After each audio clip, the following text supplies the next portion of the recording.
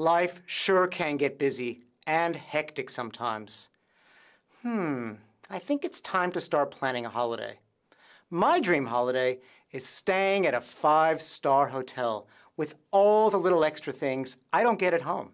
A well-equipped gym, lots of cool electronic workout machines, a stunning Olympic-sized pool, an amazing bed that someone else makes every day, complete with luscious pillows, expensive linen, beautiful boutique aromatherapy soaps, and shampoos that are refilled every day. Room service, a great coffee machine in the room, and not far from lots of things to do. Shopping, dining, museums, and, if I can, even a game of golf. Yes, I like to be spoiled by luxury on a holiday. Let's hear what my colleagues' ideal holiday might be. My ideal holiday is a dark, soundproof room. Seriously, my everyday life is so frantic. When I go on holiday, I don't want excitement, I don't want surprises, I don't want intellectual stimulation. And I certainly don't want my kids running around yelling "mommy" all the time. I just want to be left alone to relax, just for a little while. My perfect holiday involves spending time with my kids and my family. So often I'm looking for a self-contained apartment or maybe a holiday house somewhere where there's plenty of space for us all to spread out.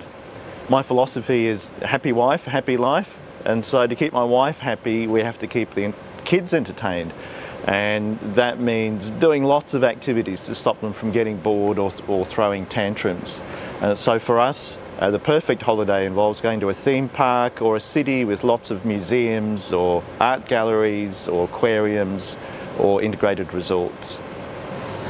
My ideal holiday?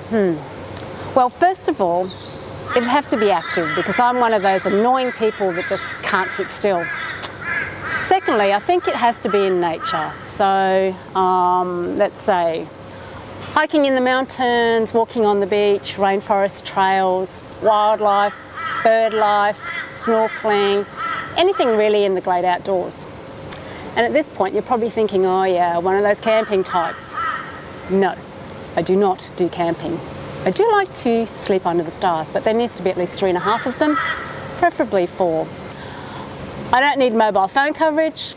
I don't need access to my emails. So I guess my ideal holiday would be an escape in nature. Wow! 4 of us and 4 very different ideas about the perfect holiday.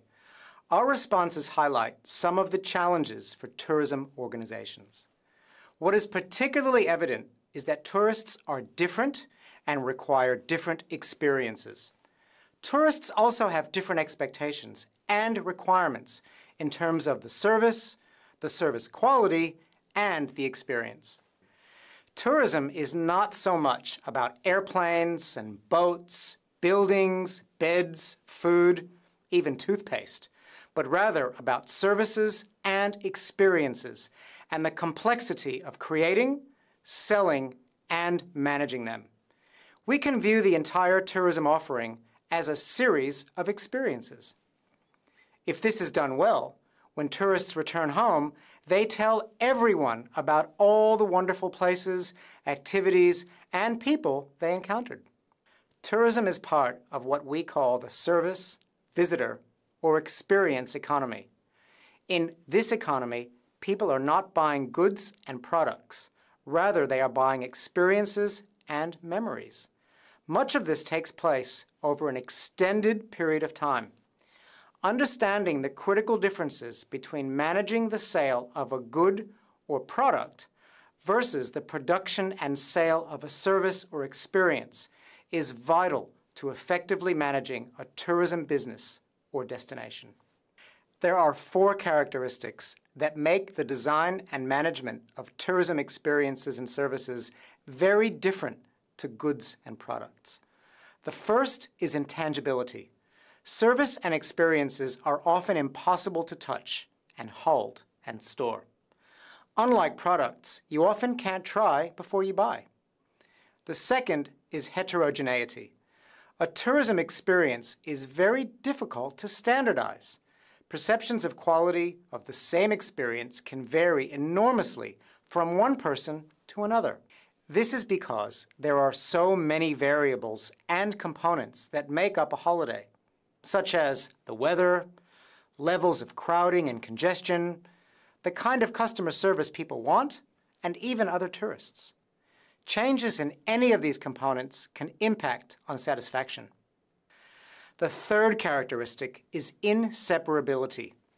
The production of an experience and its consumption often happens at exactly the same time. The experience is being delivered as you consume it.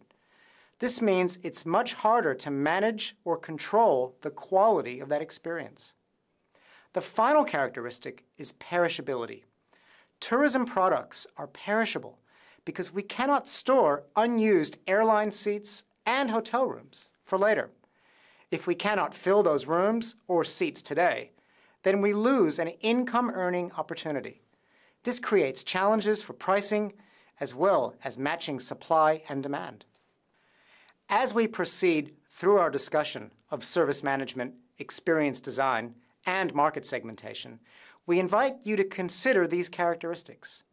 While they may initially look like challenges, with the understanding you will develop in this section, these can also become opportunities that allow you to excel in your organization or business.